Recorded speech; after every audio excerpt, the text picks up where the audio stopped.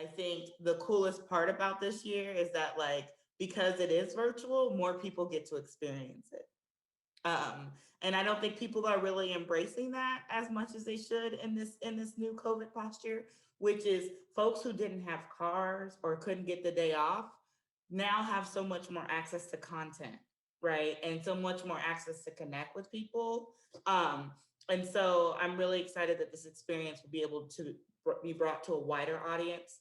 So our larger performances like Hipley, our headliners, our gospel will be live streamed on WSAB. It's incredibly important for us to keep this tradition in our 32nd year, right here in Savannah. Our theme is reflect, reform, and rejoice. The folks that are on our poster, which is by a local youth talent, is Shirley Chisholm, who campaigned here in Savannah when she was on her presidential campaign. It's Senator Reverend Dr. Raphael Warnock, who's Savannah born, who is now a recent elected senator. And then it's Teddy Adams, who leads our jazz component and brings in so many young talents and exposes us to more just than culture, but what is Savannah music scene? What is Savannah culture? And I think those three things really ground us in this moment. Reflection is where we've gone, where we've come from, right? The shoulders we stand on, the struggles that we face. Reform is the possibility of change.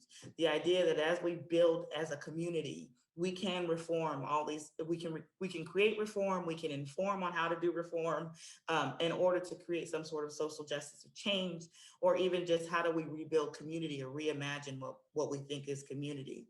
And rejoice is that through as a people, especially this month, all of our trials and tribulations and injustices and oppression, we still rise, right? We still are an amazing group and a community that is still producing doctors and lawyers and astronauts and presidents and vice presidents and senators and mayors. And so for us, it's just really also being in that moment to acknowledge that through it all, we still succeed.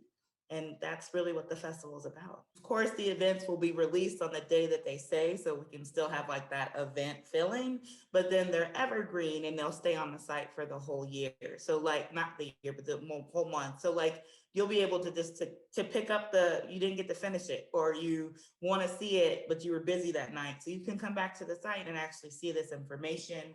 Our vendor fair that we usually have will be virtual. So vendors will have a time to be showcased on the website from February 6th, I believe, to the 13th. So they'll have like this dedicated time. We'll have our author's corner, which will be a virtual Zoom discussion that will be broadcast on Zoom.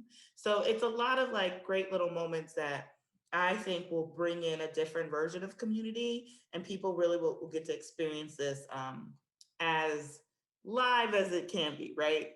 For the pre-recorded stuff, we will do like live introductions on Facebook and Zoom.